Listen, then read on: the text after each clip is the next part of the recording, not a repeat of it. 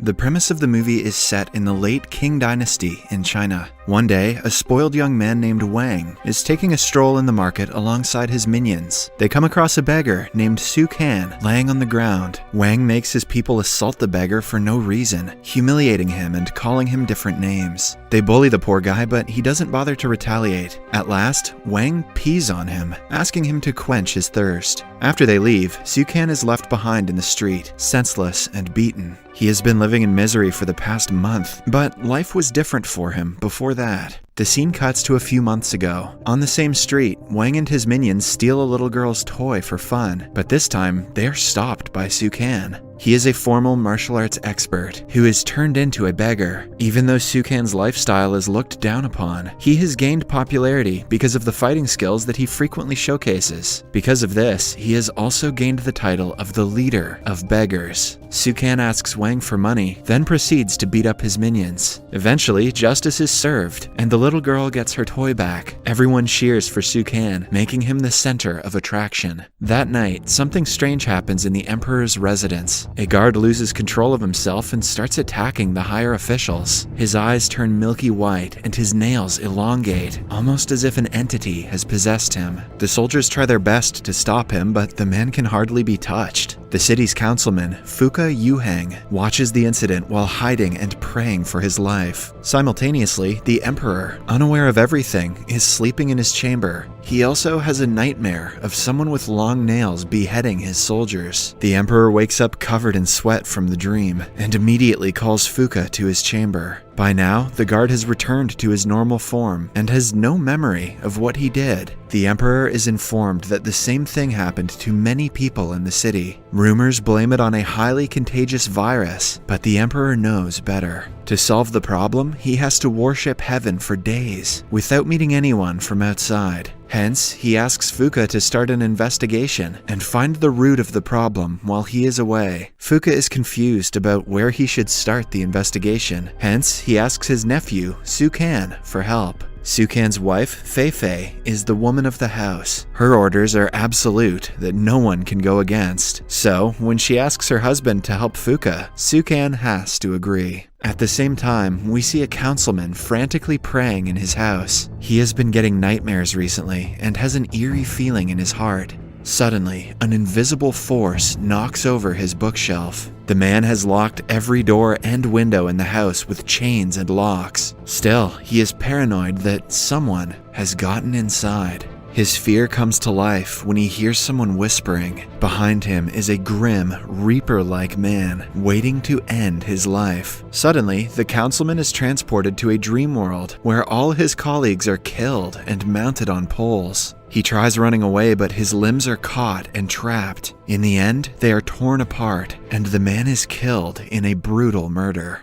The next day, Su Can brings Fuka to a brothel with an excuse to investigate. In reality, he is fed up with his wife and wants to have fun with someone else for the night. He lines up a bunch of beautiful women and is making his pick when he hears Fei Fei calling him. Su Can, caught in 4K, quickly makes an exit and pretends to be entering the brothel for the first time. Fei Fei knows that it is only an excuse. Hence, when they get back home, she brings out a whip, looking to teach him a lesson in bed.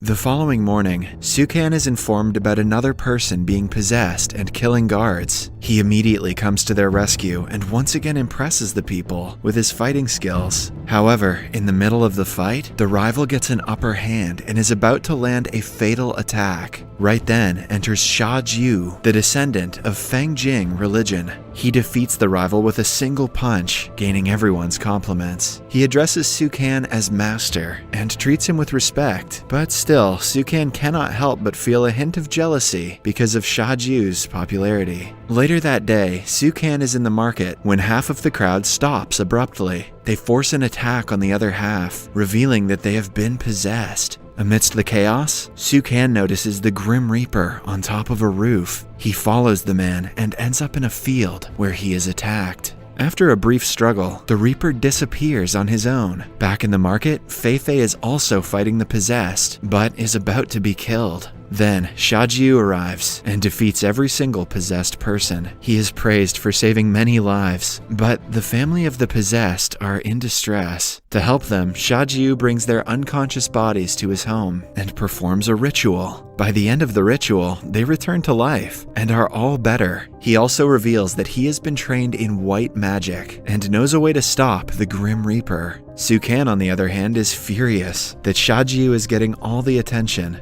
To discredit him, he knocks his uncle out and blames it on Shajiu's magic. But it doesn't take long before the trick is revealed, and he is humiliated in front of everyone. At midnight, Shajiu comes to Sukan's house to talk to him about something important. According to him, the Grim Reaper is a junior who used to learn magic with him a long time ago. He was the best student the school ever had, but was tricked into failing the final test. Everyone in the village apprehended him for cheating, which is why he has returned and is seeking revenge on everyone. Fuka is delighted that they finally have a lead in the case. However, they will have to make a plan to catch the culprit. Later, Sukan sees Fei dying after falling into the river. When he goes to help her, he also drowns and ends up in a hallucination. He wakes up in the morning and realizes he was just dreaming. However, the dream was so vivid that he suspects someone cast a spell on him. Later that day, Wang is troubling people as usual. This time, he takes it too far and has to be stopped by Shajiu. He teaches the bullies a lesson and gains appreciation from bystanders yet again.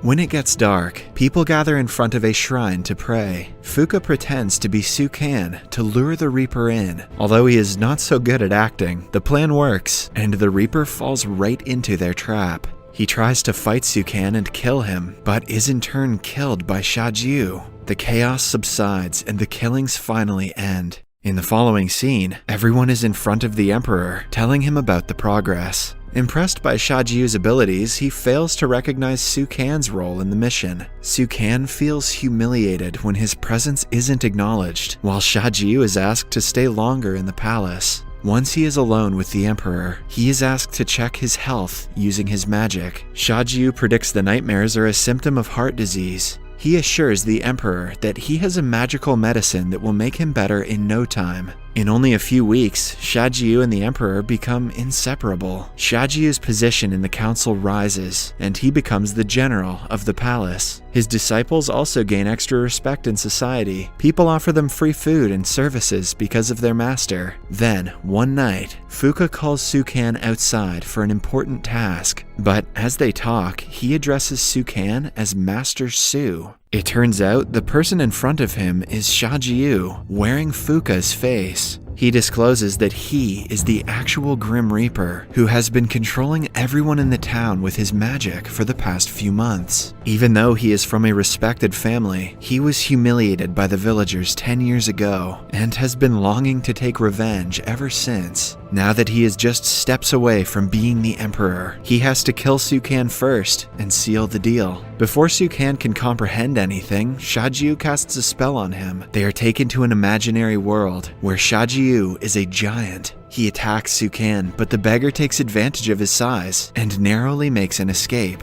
To cast out of the spell, Sukan uses a unique dragon technique and lands an attack. They return to the real world, but the battle continues. Sukan is physically stronger, but in front of Shajiu's spells, he is left weakened.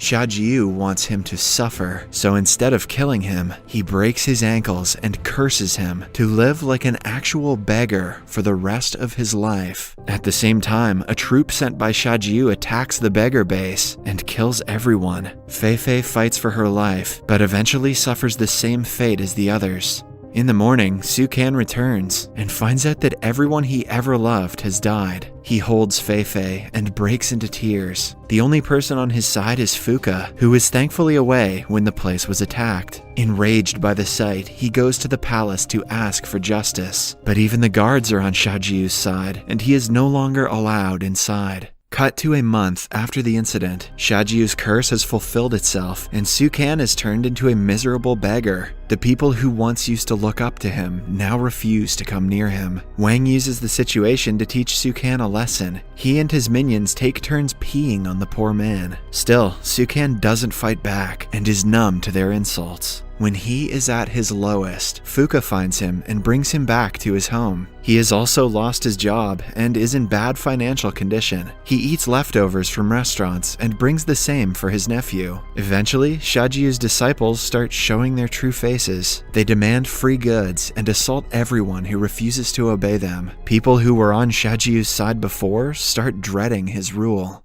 That night, Sukan drinks several bottles of alcohol and decides to commit the unthinkable. He is about to jump off a bridge when a stranger saves him. It is none other than his consciousness, who wants him to return to his normal self and avenge his wife's death. In the morning, Sukan wakes up with renewed motivation and a will to take revenge. Meanwhile, Shajiu's people go on a rampage and destroy businesses for not offering them money. A little girl goes against them, but they do not hesitate to threaten her as well. Just when she is about to get hurt, Sukan arrives and beats everyone, turning into the town's hero again. In the meantime, the Emperor has gotten a hint of what Shajiu is planning. He also finds out the medicine he is being fed is what causes him intense nightmares. However, he is too weak to fight against Shajiu, who has all the palace guards on his side. Suddenly, Sukan arrives in the palace. Having tricked all the guards and the security system, Shajiu asks everyone to stay away, wanting to defeat Sukan on his own. An intense battle follows, where Sukan surprisingly overpowers Shajiu. All the pain and frustration he has gone through in the past month comes flowing out of him. He gets a hold of Shajiu's throat and is about to kill him, but the magician uses another spell to turn into Fei-Fei. This sets Sukan back a little, but he quickly recovers, remembers all the times that she whipped him, and surprises him with a counterattack. At last, Shajiu is thrown into the fire and killed.